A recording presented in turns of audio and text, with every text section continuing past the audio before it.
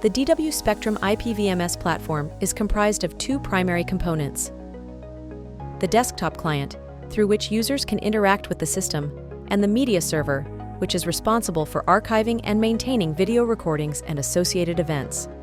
As the system owner or as an administrator user, it is valuable to understand how DW Spectrum stores data and how to configure storage settings.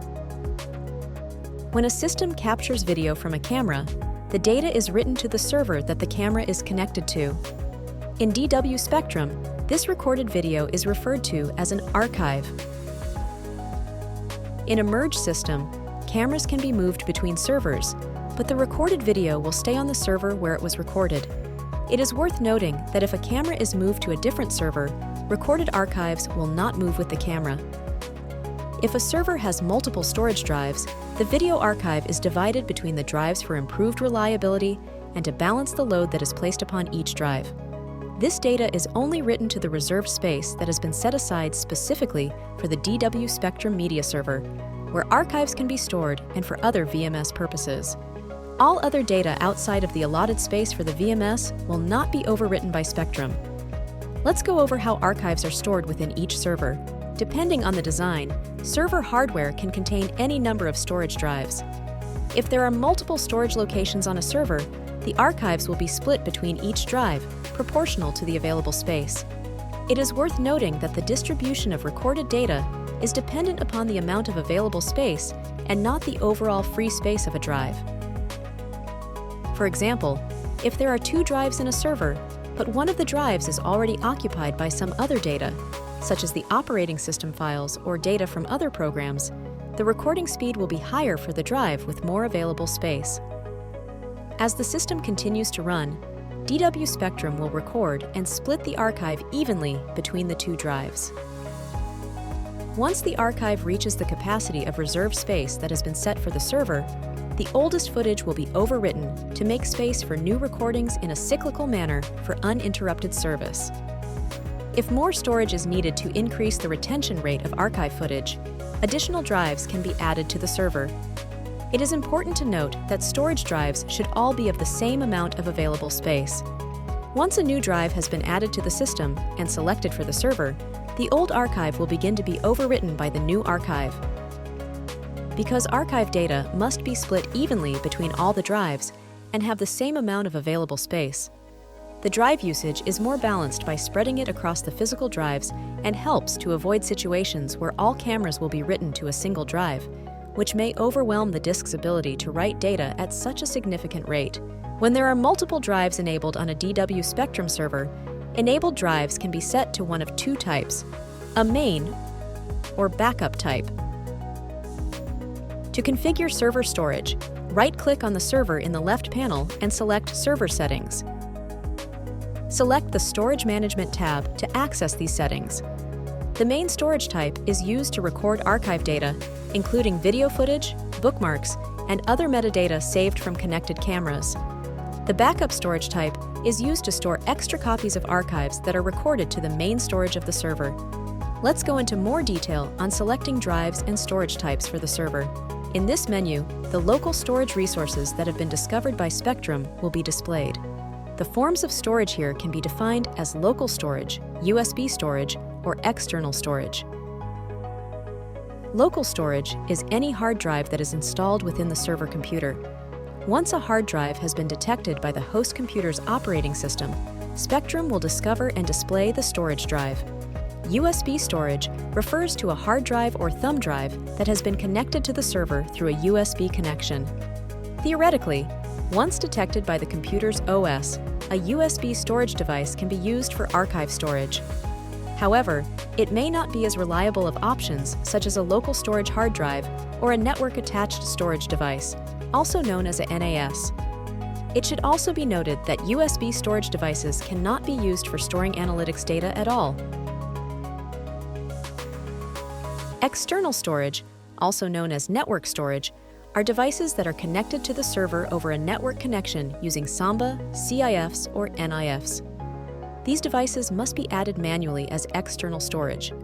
Like USB storage, network storage devices can be used for archives, but not for analytics data.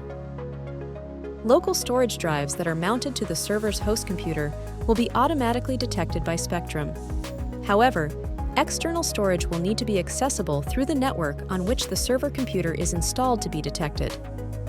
External network storage must use one of the storage protocols that are supported by Spectrum, including CIFS, SMB, NFS, or ISCSI. To add a Connected Network Attached Storage Device, or NAS, open the Storage Management menu and click on Add External Storage. Select the desired storage protocol type, then enter the file path to the external storage, login, and password for the device. Click the OK button to save the settings. The external storage device should then be listed in the Storage Management menu.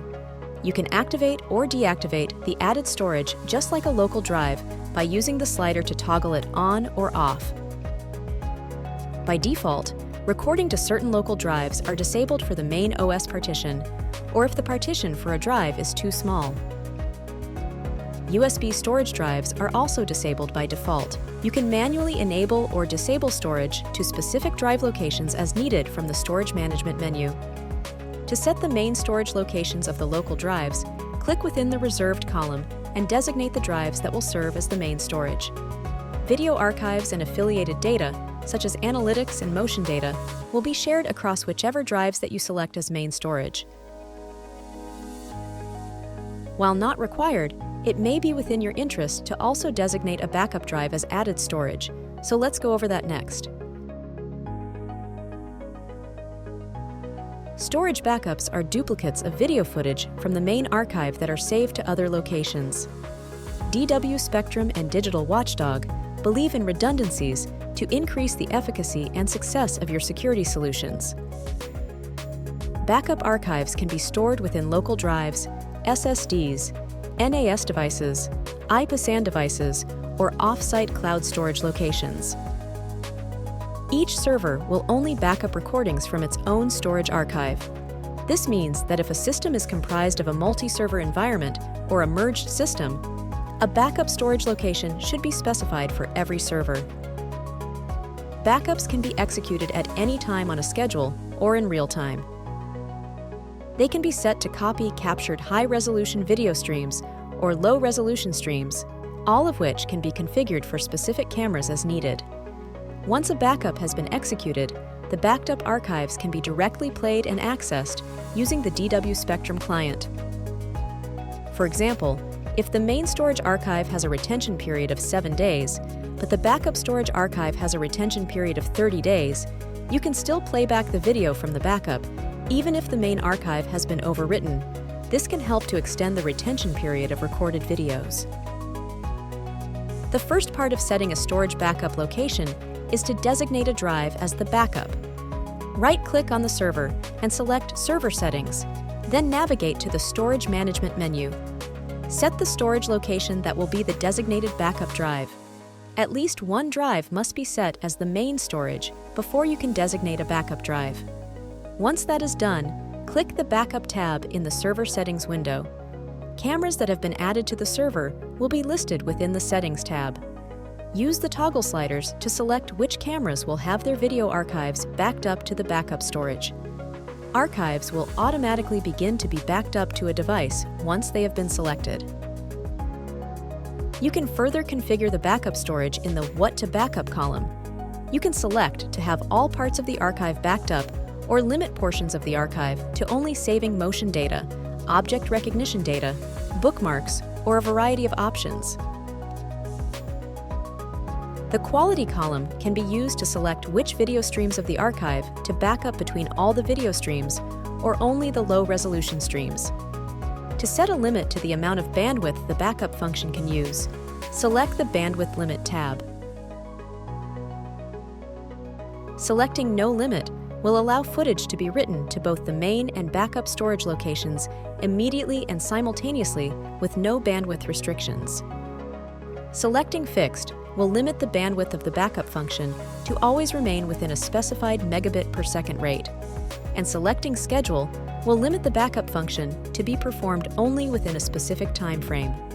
When setting a backup schedule, Use the calendar grid to set the bit rates as desired to specific times throughout the week. But remember, if a bandwidth constraint is set too tightly, it may cause the entire backup to fail. Footage will be backed up from the last time that a backup was performed, all while remaining within the specified limits of these settings. However, if the amount of bandwidth is insufficient, the backup may not be fully completed within the specified time frame. After a backup is finished, an internal archive integrity check will be performed. This way, if an archive file is somehow changed or removed, users who actively view the archive will be notified.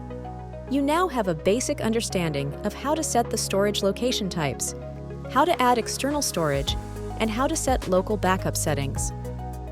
In the next few lessons, you will also receive information on setting reserved space for storage, predicting storage for a server, and an overview of database backups.